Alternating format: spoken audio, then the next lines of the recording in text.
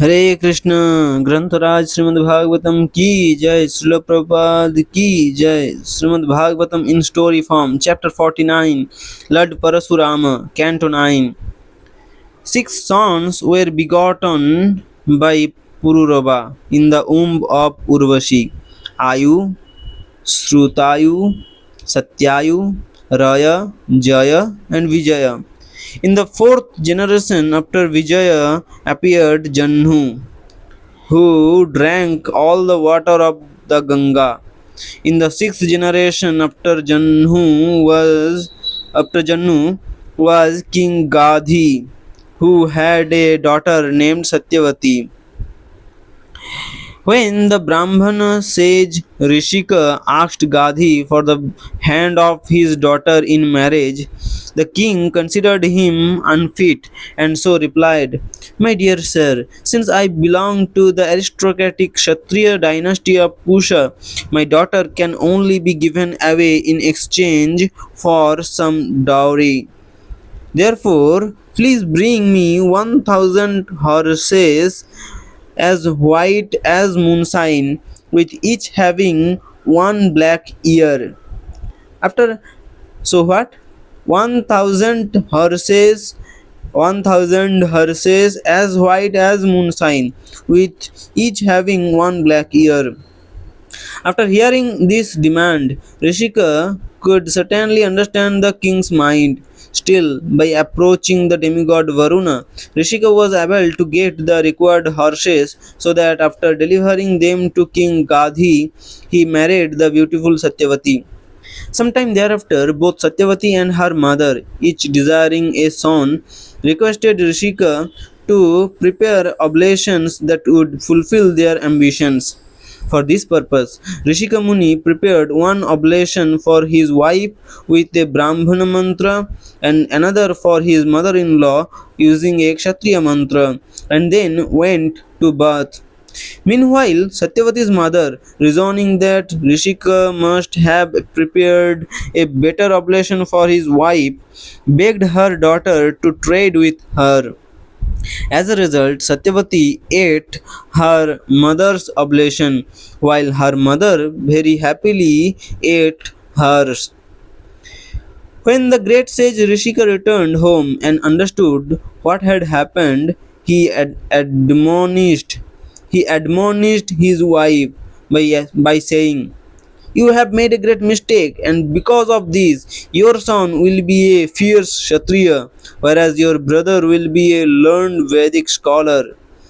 When the fearful Satyavati pacified him with sweet words, begging that her son may not be a ferocious warrior, Rishika replied, "All right, let your grandson be endowed with the Kshatriya spirit." Satyavati later on became the sacred river Kaushiki, and her son Jamadagni married Renuka, the daughter of Renu. Through Renuka, Jamadagni begot many sons, the youngest of whom was named Parasurama, and he was an incarnation of the Supreme Personality of Godhead. At this time, there was a great Kshatriya named Kartavirya Arjuna, who was the king of the Haihyas. By the mercy of Dattatreya, the plenary expansion of the Supreme Lord, Kartavirya Arjuna received 1,000 arms, as well as other benedictions that made him undefeatable and possessed of great sensory power, beauty, influence, fame, and the mystic powers that are achieved by yogis. Having thus become fully opulent, Kartavirya Arjuna began roaming over the universe without opposition, just like the wind. Once, while enjoying himself in the river Narmada, surrounded by many beautiful women, Kartavirya Arjuna displayed his prowess by stopping the flow of the water with his mighty arms. Because the river was made to flow in the opposite direction, it inundated Ravana's camp, which was situated upstream on the shore of the Narmada near Mahishmati. This was intolerable. This was intolerable for ten-headed Ravana, who was on a tour to gain victory over all directions. and so he went to search for the cause of the unnatural flood. Thereafter, when Ravana retaliated by insulting Kartavirya Arjuna in the presence of numerous women, the Haihaya king means Kartavirya Arjuna easily arrested him. After locking up Ravana within his capital, Kartavirya Arjuna released him neglectfully. Once, as Kartavirya Arjuna was hunting in a solitary forest, he happened to come to Jamadagni's ashrama. Actually, the king had no business there, but just to display his importance, he presented himself as a guest. The great sage received Kartavirya Arjuna very respectfully, and because of possessing a Kamdhenu, a cow that could supply anything desired, he was able to lavishly entertain not only the king but his ministers, soldiers, and carriers as well. Upon seeing Jamadagni's wonderful opulence in the form of his wish fulfilling cow, Kartavirya Arjuna became envious, considering his own prowess inferior to that of the sage. Instead of appreciating the nice reception given by Jamadagni, Kartavirya Arjuna wanted to possess his Kamdhenu. Although the sage certainly needed it for his performance of fire sacrifices. Being very puffed up with his material prowess, Kartavirya Arjuna encouraged his men to steal Jamadagni's Kamdhenu, and so they forcibly carried her away, along with her calf, towards their capital, Mahishmati. Parasurama had been absent, but when he returned home and heard about Kartavirya Arjuna's nefarious deed, he became as angry as a trampled snake. Taking his fierce chopper, sealed bow, and arrows, Lord Parasurama chased Kartavirya Arjuna just as a lion pursues an elephant. King Kartavirya Arjuna was just about to enter Mahismati, but when he saw Parasurama coming after him, dressed in black deer skin and having matted locks of hair, he immediately became extremely frightened.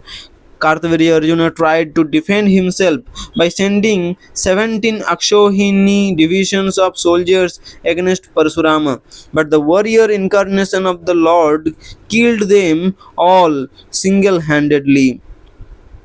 At first, Parasurama worked with the speed of mind, and then, when he became a little tired, he moved with the speed of wind while slicing the enemy soldiers with his chopper.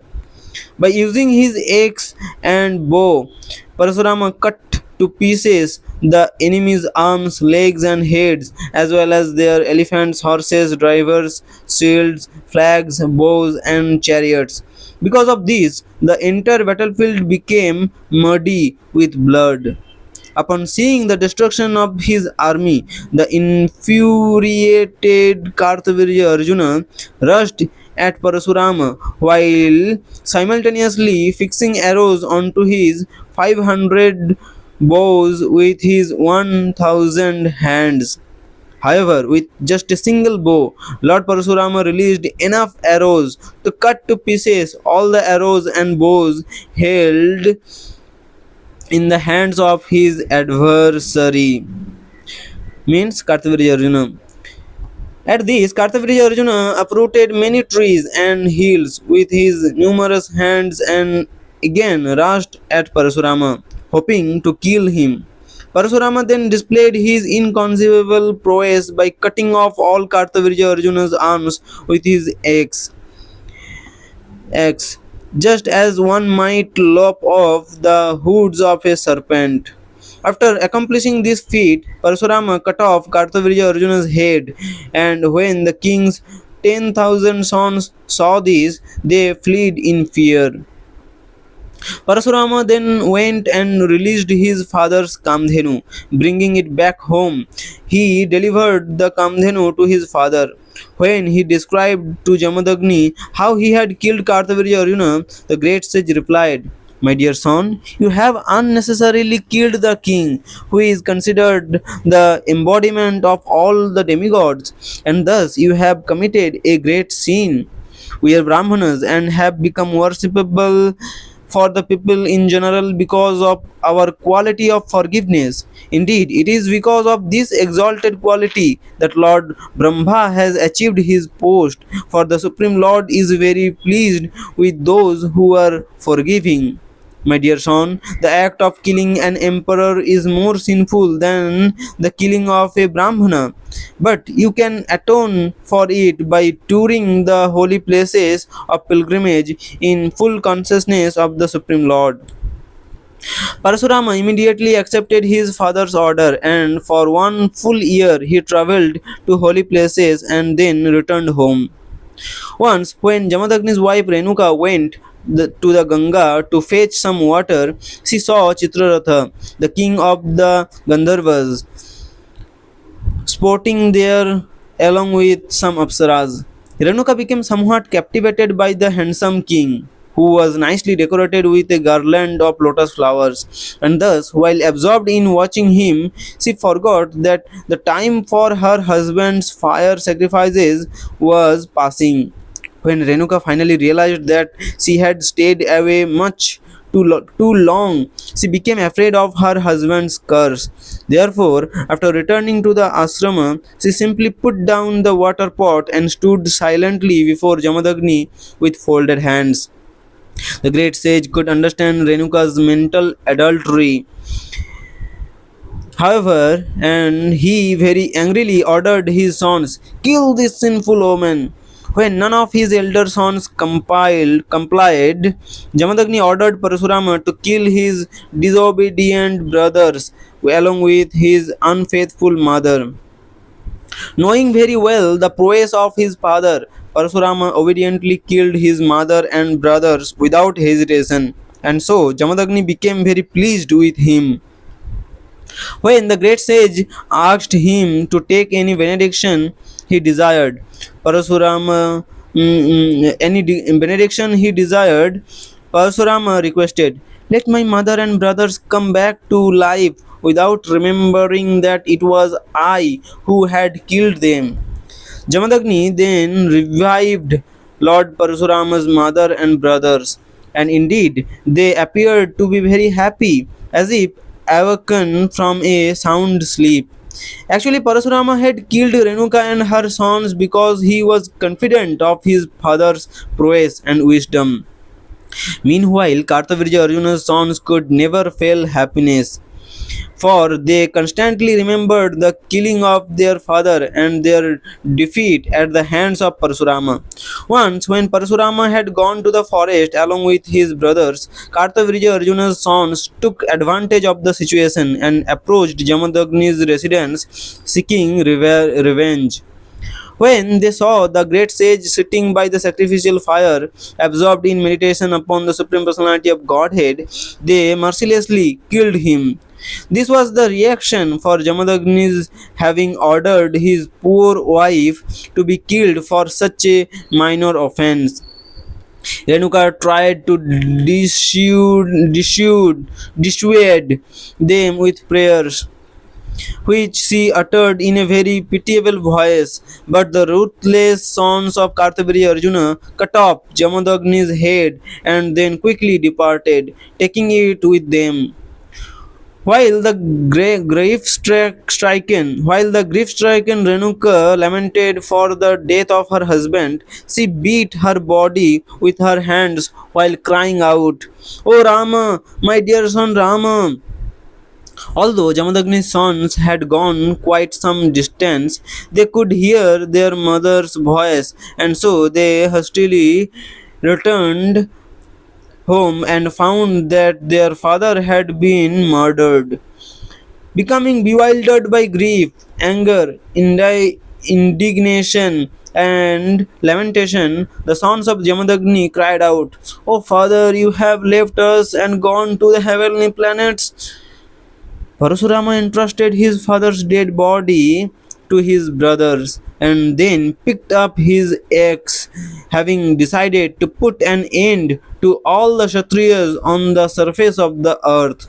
First, going to Mahismati, Parshurama killed all of Kartavirya Arjuna's sons, thus creating a mountain of severed heads in the middle of the city, as well as a ghastly river of blood that struck fear into the hearts of all the kings who had no respect for Brahminical culture.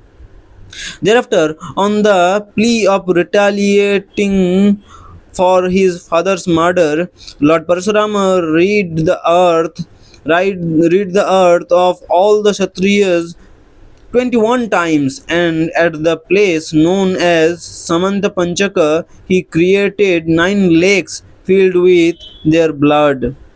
Parshurama returned home, and after joining his father's head to his trunk, he placed the whole body on a kusha grass mat.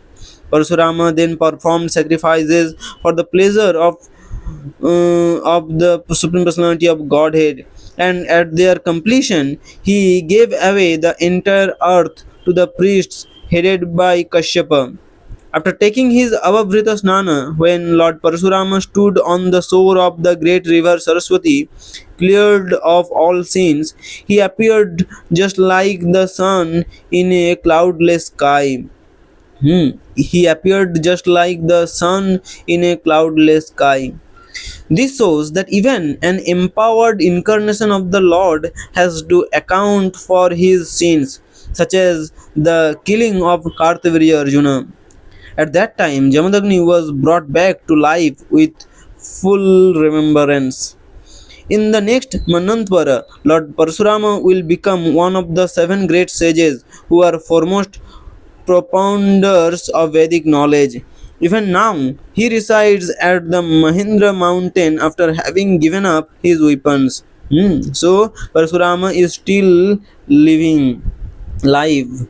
He resides at the Mahindra mountain after having given up his weapons. Hare Krishna.